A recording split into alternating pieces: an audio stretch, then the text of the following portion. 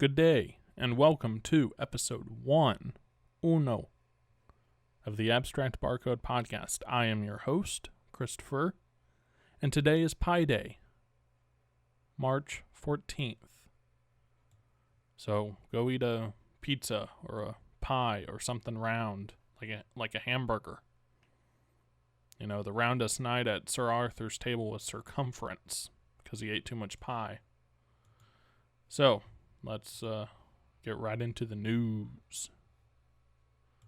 First story comes from The Guardian, from Nicola Slauson. Boaty McBoatface to go on its first Antarctic mission, finally. After all this waiting, and all the internet hubbub about Boaty McBoatface. The robot submarine named after competition will collect data from depths of Southern Ocean. And it looks to be yellow. Oh, it's an artist's impression. Boaty, which has arguably one of the most famous names in recent maritime history, is a new type of autonomous underwater vehicle which will be able to travel under ice. That's pretty sweet. Boaty will travel with the Dinopio. Dinopio. I'm saying Dinopio. Dynamics of the Orkney Passage outflow expedition on the British Antarctic Survey research ship James Clark Ross. They're saying the key choke point to the flow of abyssal waters, in which we expect the mechanism linking changing winds to abyssal water warming to operate. Quote, we will measure how fast the streams flow, how turbulent they are, and how they respond to changes in winds over the Southern Ocean. Interesting. So yeah, Boaty McBoatface. Oh, here we go.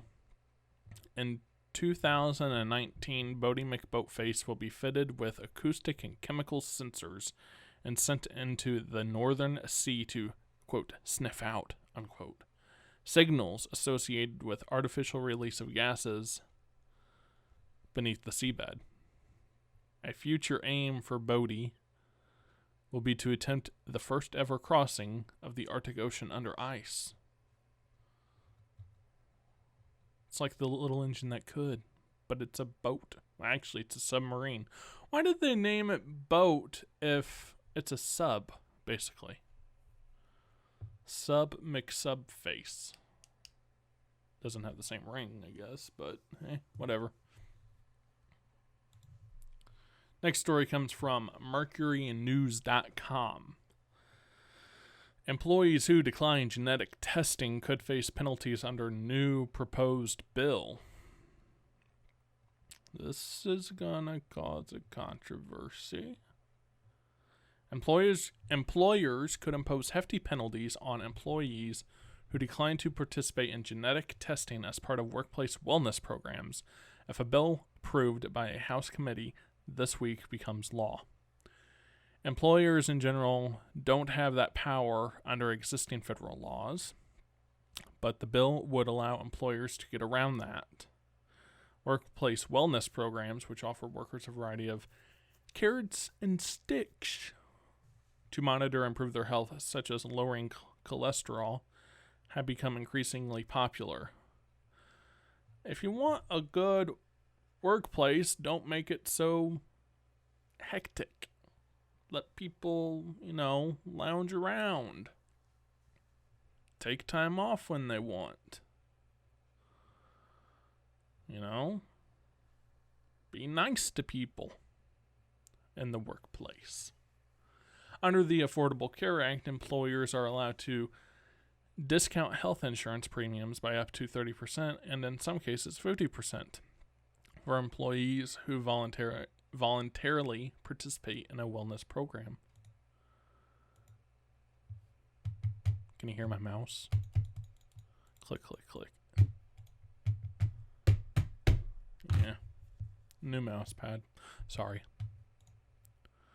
The bill is under review by other House committees and still must be considered by the Senate.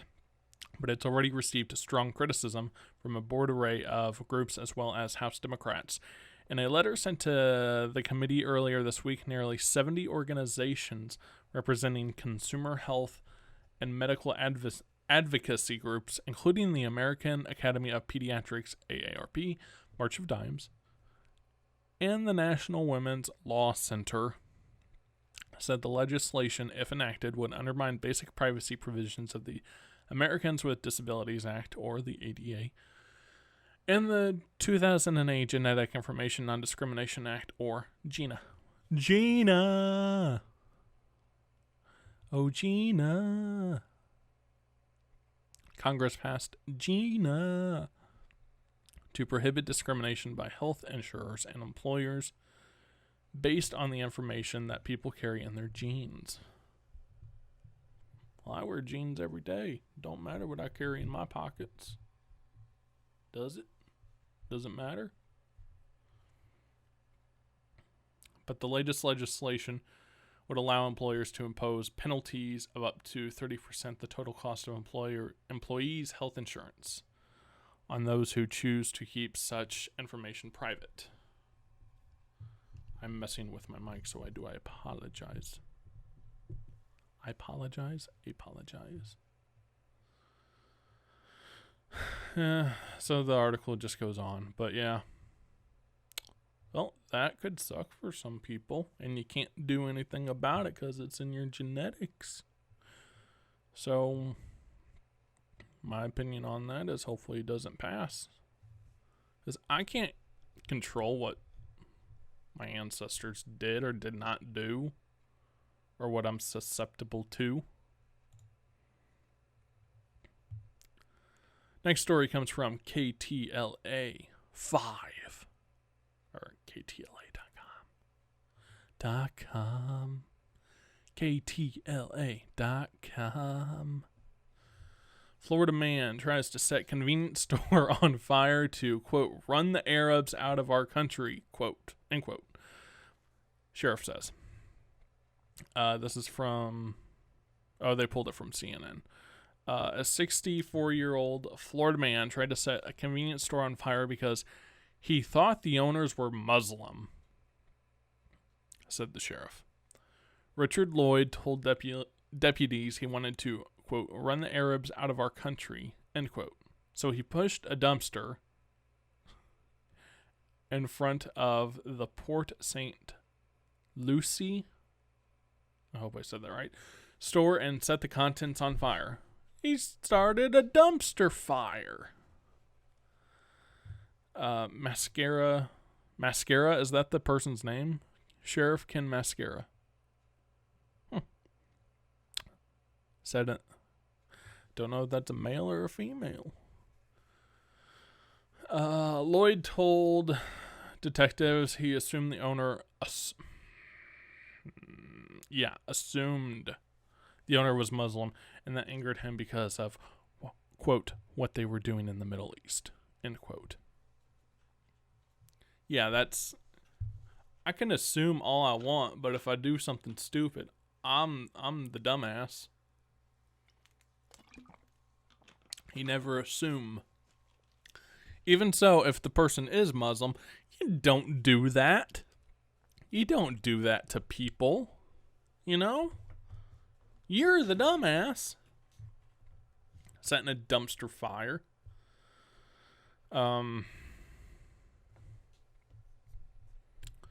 According to CNN affiliate WPEC, Lloyd told investigators he tried to buy a bottle of Tropicana orange pineapple juice at the store a few days ago, but was told they didn't have any. He was also upset because he assumed the store employee was Muslim. You have the right to be upset. You have the right to be offended. That is what America allows you to do. You can not like something. You just don't have the right take that out on someone else.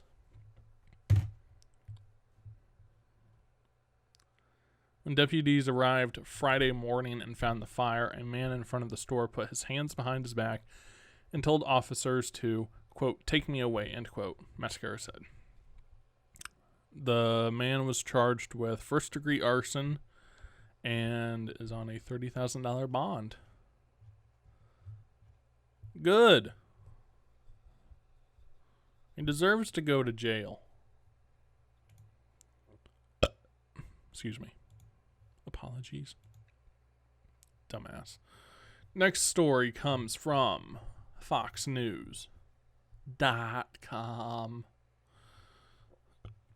New York dropping teacher... Oh, this is stupid. New York dropping teacher literacy test amid claims of racism. That is so stupid. You are a teacher. You need to pass a test to show you can teach. You need to show you can read and write. The article states, at a time when the United States has plummeted in the global rankings of education standards, one of the country's largest states is poised to scrap a test designed to measure the reading and writing skills of people trying to become teachers. Citing the fact that an outsized percentage of Black and Hispanic candidates were failing the test, members of the New York State Board of Regents plans to adopt a task force's recommendation to eliminate the literacy exam, known as the Academic Literacy Skills Test, given to prospective teachers. Why does everything have to be a race issue or a sex issue? Can you read or write? No. Okay, then you shouldn't teach. It's as easy as that. I don't care what color your skin is. I don't care what sex you are. If you can read and write and you got a teaching degree, go right ahead. Teach away. But if you can't teach and you can't read or write, no. Go do something else. How'd you pass college? You know? Did you use autocorrect the whole time? The article goes on to say, the move to do away with the test has been met with mixed reviews. Duh. Supporters of the exam say that eliminating it could put weak teachers in the classroom. Yeah. While critics argue that the test is confusing, redundant, and a poor predictor of who will succeed as a teacher. Well, release it online, let everyone decide. I can't read it. I don't know what it is. The literacy test was among 4 assessments introduced in the 13-14 school year as part of an effort to raise the level of elementary and secondary school teaching in the state. It came after years of complaints from the education reformers about the caliber of students entering education schools and the quality of the instruction they received. A December 2016 study by the National Council on Teacher Quality found that 44% of the teacher preparation programs it surveyed across the country accepted students from the bottom half of their high school classes.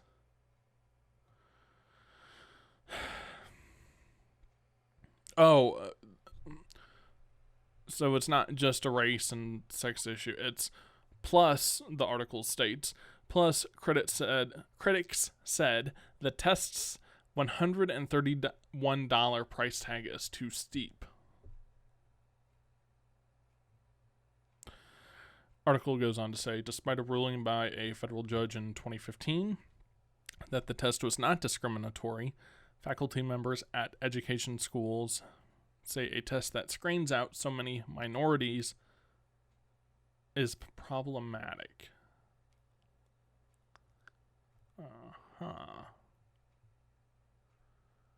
Having a white workforce really doesn't match our student body anymore. Again, don't care if you're white, black, red, yellow, gray, blue. Don't care. Don't care what sex you are. you need to be able to pass a literacy test to teach. And if that... how can that be discriminatory? I mean, really. So, say they get rid of it, you know. Oh, you don't have to read or write. You can teach whatever you want. That's just going to trickle down to more people not being able to read or write. Article goes on to say there's not a test in the country that doesn't have disproportionate performance on the part of blacks and Latinos. That is a quote from Walsh. In implementing the exams, Walsh added, New York had become, quote, light years ahead of other states, end quote, in its teacher certification regimen. This is so stupid. I mean, seriously. Someone said, quote, I do agree that it's not a great test. I found the reading comprehension section to be quite infuriating. I only got 21 out of 40 right. Yeah. I say release the test. See who all can pass it. And then start a new test, because all the answers will be out there. Why does everything have to be so complicated? Okay, this next story comes from NBCChicago.com. Chicago public school student must get out of wheelchair, push self upstairs, in a suit. Not like a dress suit, like a court suit. The article states a Chicago Public Schools, which I'm going to say CPS from now on, student has to get out of her wheelchair and push herself up and down stairs at her North Side Magnet School because the building is not compliant with federal disability law. Excuse me, according to a lawsuit. The girl has to leave class early because the school has no elevator and only one wheelchair lift from street level to the school's first floor, according to the suit. Take the funding from them. She gets to her second floor classroom by transferring from her wheelchair at the stairwell, then scooting her body. Okay, this is... Why do you not have handicap accessible areas? This is so... How does the school have funding? How did this not get noticed?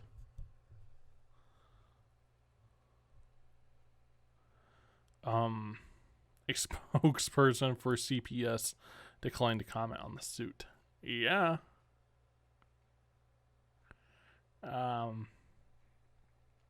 In 2015, when she was 7 years old, she was diagnosed with Gaucher disease.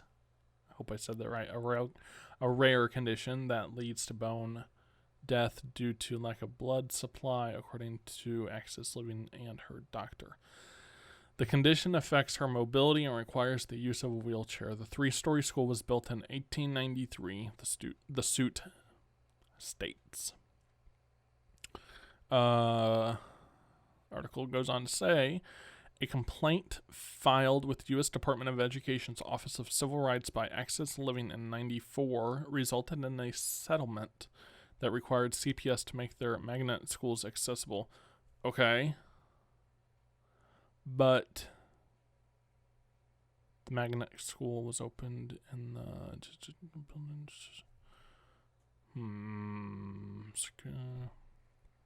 In November 16, in a November 16 letter, GP's doctor, the girl's doctor, expressed concern to CPS officials about her safety and the impact on her education of the use of scooting as a long-term solution.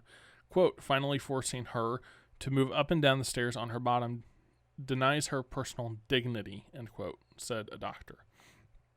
Dr. Barbara K. Burton. Yeah, I said pull funding. But again, how did this get overlooked? Why have they still not done it?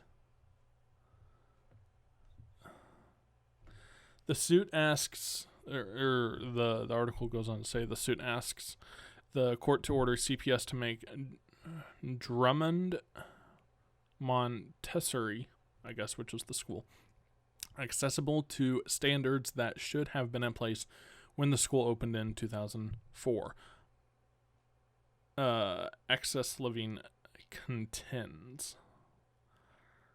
Disabled and disabled and non-disabled students have a right to access magnet schools in Chicago, end quote. So, yeah, I mean, it's pretty cut and dry. Imagine if you were in her position. Would you want to be scooting up and down stairs every day, going to class, and then having to leave class early every class period to make it to your next class? Yeah. That's not right. Next story comes from insider.foxnews.com. Iowa students apologize for wearing red, white, and blue to baseball game. This is stupid. How stupid have we become? The subheading says, say attire was not meant to offend rival schools' students. The article states that students at an Iowa high school have apologized to a neighboring school for wearing red, white, and blue to a recent basketball game. The Valley High School students' USA-themed attire was seen as offensive because some of the rival school's players were from refugee families. Oh, shut up. This is so stupid. And that's the whole freaking article, too. It's just that. Oh, no, it's not. Sorry. Read full article. Well, I mean, that's really all you need to know. Honestly. I'm not going to go any more into this, really. That is stupid. Similar stories surfaced last year at high school football games. The article states, in Oklahoma, students at a Tulsa high school were blocked from bringing flags and banners on USA Night.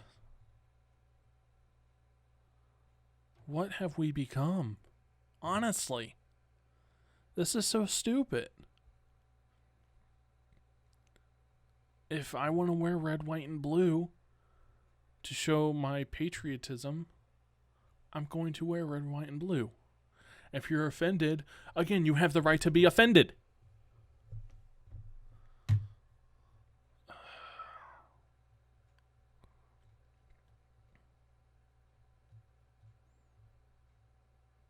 It's kind of like saying, oh, I'm going to go to a football game and wear my team's colors, but, you know, hey, they were offended I was wearing my team's colors because it wasn't their colors. No. Who cares? I would not have apologized. That is the stupidest thing ever. I'm offended because you're wearing certain colors. Oh, well, shut up. Next story comes from independent.co.uk. So from across the pond. I can't really do a British accent. Edward Snowden, 3 families who helped shelter former NSA agent seek asylum in Canada. This is from Alistair Sharp in Toronto. The article goes on to say the 3 families who helped shelter former U.S. National Security Agency contractor Edward Snowden in Hong Kong in 2013, after his mass leak of information about surveillance programs, have asked Canada for asylum, their lawyer said on Friday. The families have had long pending asylum claims in Hong Kong that they fear may soon be rejected. Let's see. Well, why'd you do it in the first place? I'm not saying it's right. I'm not saying it's wrong. But every action has consequences. Next one comes from chicago.cbslocal.com. So CBS Chicago. Oh, this is sad. Dad calls 911 after shooting twin daughters and wife. This person, I'm not going to say his name, told a dispatcher that he shot and killed his twin daughters, shot his wife, and was going to shoot himself, according to St. Charles Police. On Friday, officers responded to several 911 calls that shots were fired. Quote, I just shot and killed my 2 kids and I shot my wife, and I'm going to kill myself now, end quote. This person told 911. The article goes on to say, responders also found, I don't know what that is. Oh, okay. Wait, what? Oh, responders also found the wife inside the apartment with a gunshot wound to her leg. Officers carried her downstairs to a waiting ambulance where she was transported to Delnor Hospital. That's just sad. That's just sad. The article goes on to state that, quote, our preliminary investigation has led us to believe this was an isolated domestic event. End quote. Deputy Chief David Kentz said on Sunday, this was a tragic and horrific event. 3 lives were lost and another was injured. That's very sad. Very, very sad. Next story, and this is interesting, comes from DallasNews.com. Dallas News powered by the Dallas Morning News. Okay. The headline, moldy burger from Fort Worth, Dairy Queen, sent man to hospital, suit says. And this is by Julieta Chicahulo. I know I butchered that. Let's see. A man says his belt buster burger. What's a belt buster burger? Anyways, a belt buster burger from Dairy Queen busted his wallet instead of landing him in the hospital. What? Moldy burger from Fort Worth Dairy Queen sent man to hospital. Okay, now here the first paragraph says, the man says his belt buster burger from Dairy Queen busted his wallet instead of landing him. Oh, I'm reading it too fast. Busted his wallet instead by landing him in the hospital, where he reportedly accrued about $20,000 in charges. Whoa. Well, I guess it's cheaper to eat at home now, isn't it? The person is suing Dairy Queen in Fort Worth and says the restaurant sold him a moldy burger that gave him food poisoning, so severe that he had to go to an emergency room. Lickety Split Food Services operates the restaurant. Wow, Lickety Split. Good name.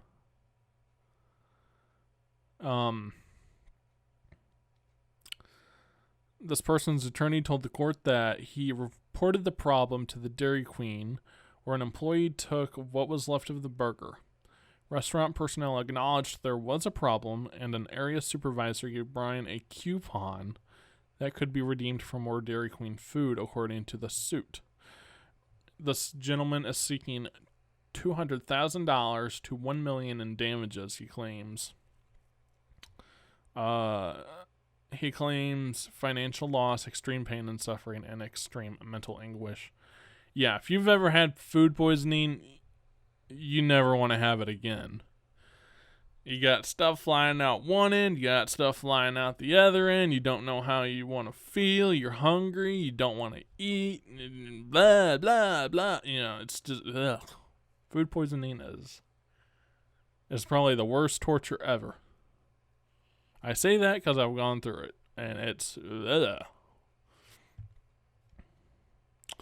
The article goes on to say, quote, without the needed medical care, Mr. Bryan might have died, end quote. The suit read, quote, this whole horrid experience has been very painful and frightening to Mr. Bryan, end quote. Let's see if there's any comments on this. And nope, no comments. Okay, that's pretty funny. I mean, not that he went through that, but just in general, that's funny. And that's it for now. Because it's been 30 minutes. Yeah, 30 minutes should be good. Shouldn't it? You know, I don't know how I'm going to end this, but, you know, yeah. This was the first episode of the Abstract Barcode podcast. Yeah, it's one giant dumpster fire. It's an organized dumpster fire. Okay? Somewhat organized dumpster fire, according to me. Kinda, yeah. So that's it. I'll have another episode later. Thank you. Good night, and good luck.